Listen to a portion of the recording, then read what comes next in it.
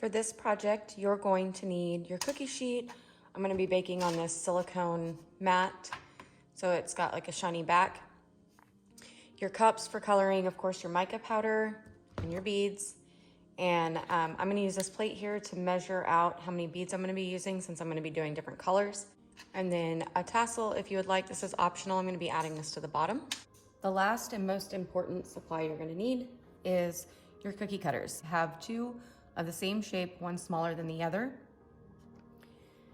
And we're gonna start by measuring the beads so that we know how much of each color to make without wasting too much.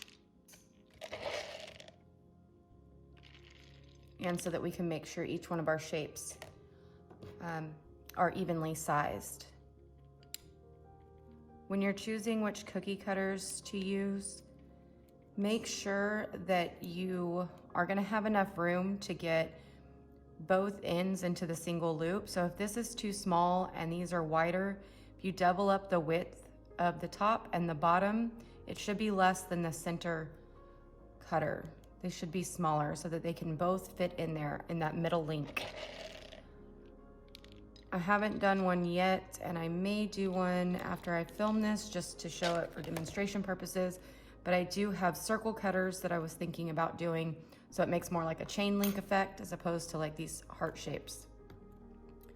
So that looks good there. Because I don't want to do that every single time, I'm going to pour these into a measuring cup, and I'm going to level it out, and I'm going to kind of look at about how many beads are in there. I'm just going to pour them into the colored cups and then fill the measuring cup to about the same place it was with the first batch.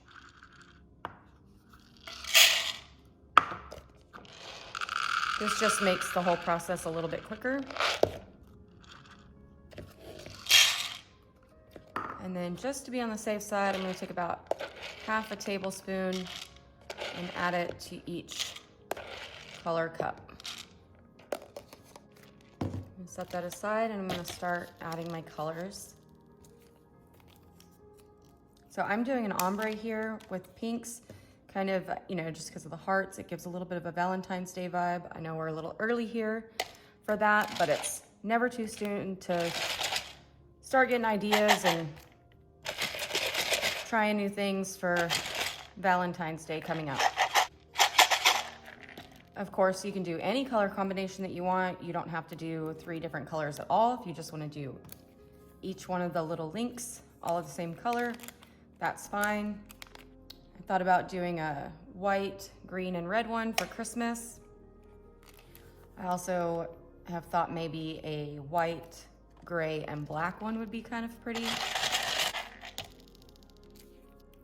But for this one, I'm just going to do the same thing I did the first time, which is the pinks. All right, that's good. Now, it could go a lot faster if you had multiples of each of your cutters. I only have one of each of these, so I can only do one color at a time. If I had 3 of each, I could just bake these all at one time and it would make it so much faster. But this is kind of a new project that I just have done for the first time, so I haven't bought extra supplies to do more at once. I'm just gonna make sure that the hearts are centered within each other how I want them. And then I'm gonna start filling, and I'm just gonna do my white first.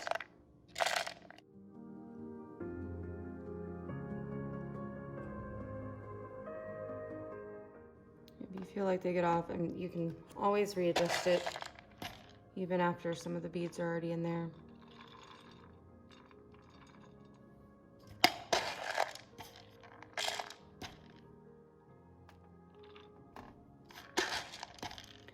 Key to not spilling over, even though you've seen I've already done that.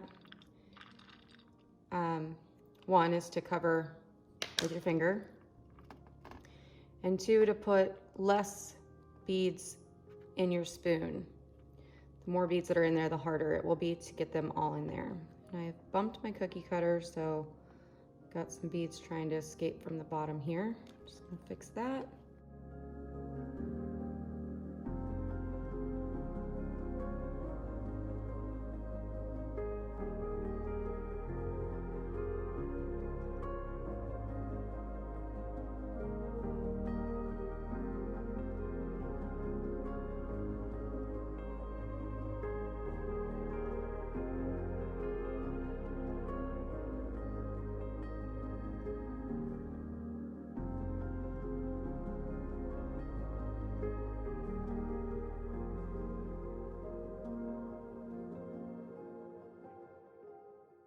so we've got that filled and we're gonna go ahead and bake it. This one has cooled enough for me to get it out of the cookie cutter. Now, because my shape is so thin, I did bake it at a little bit lower temperature than I normally would. So I put it in there at 275 for about 8 minutes. 8 minutes wasn't quite long enough, so I put it in there for another 2. So in total, it stayed in there for 10 minutes. Now, I just wanted to show you how I get them out of the cookie cutters. This one's gonna come out pretty easily. Since this one doesn't have a center, I'm not gonna be pushing in the center. If you're pushing in the center, you might have more of an issue getting them out. So what I recommend is getting your thumbs right on the edge of the cookie cutter, and then you just barely have to push at all to separate it from the edges. So just go as close as you can to the edge, and it will really help to loosen up the edges. And once they've separated a little bit, you can pull it out a lot easier.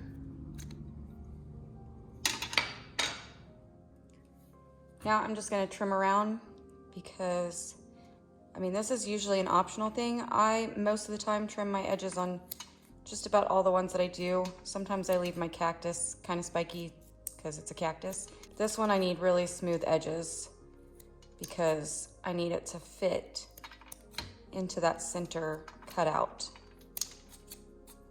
I'm also gonna get these around the middle. All right, so just like that, looks pretty even.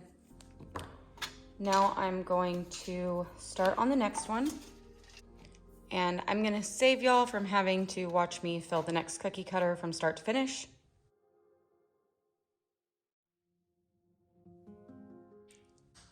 Now I'm gonna get this one in the oven and I'll be back to do the next one. So we've got this one out of the oven, and I'm just gonna do the same thing and trim it up, and then we'll fill it one more time.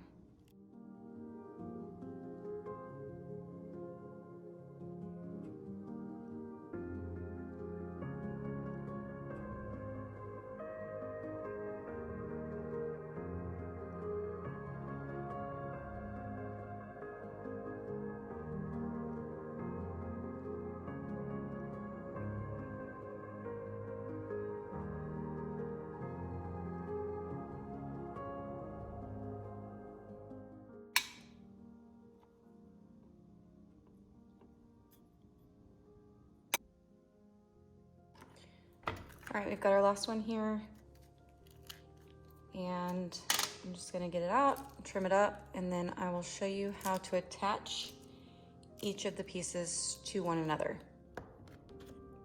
To start this next part, I've got all my shapes here. I'm going to cut into 2 of these. Now you can cut into these and not this one, or whatever order you wanna go in. I like to leave the center one a whole piece without cutting into it. So I'm gonna cut the bottom of this one and the top of this one to link these together. So I'm gonna use this little box cutter, and you need to be very careful when using one of these. Please do not cut yourself. Take your time, go slow.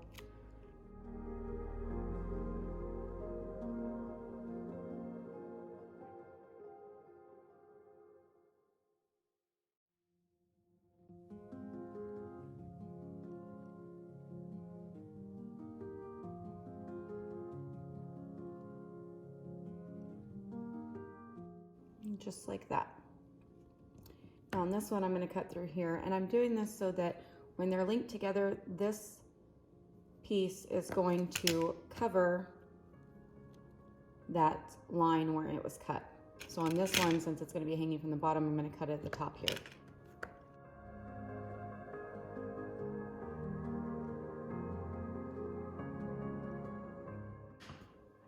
Okay.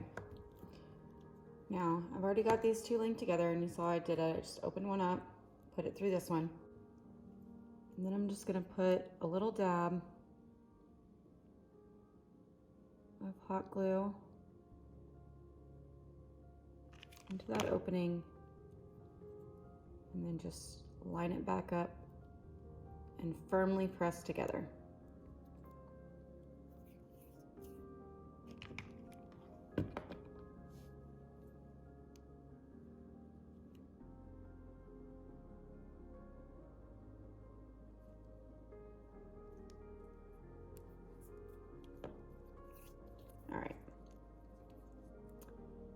gonna do this next one by doing the same thing.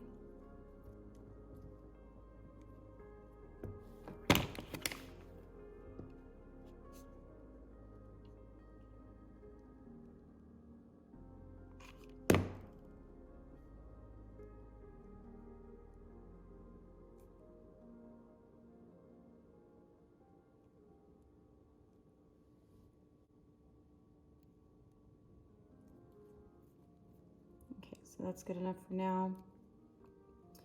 And this is how I have them arranged.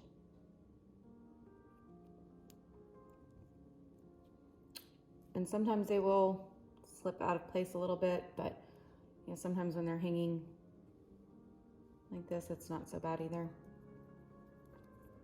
Now I'm gonna attach my string to the top.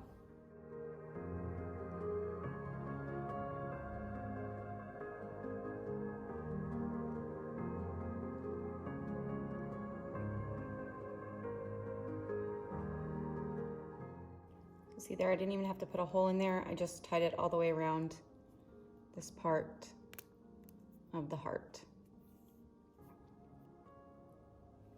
Now I'm going to add my tassel.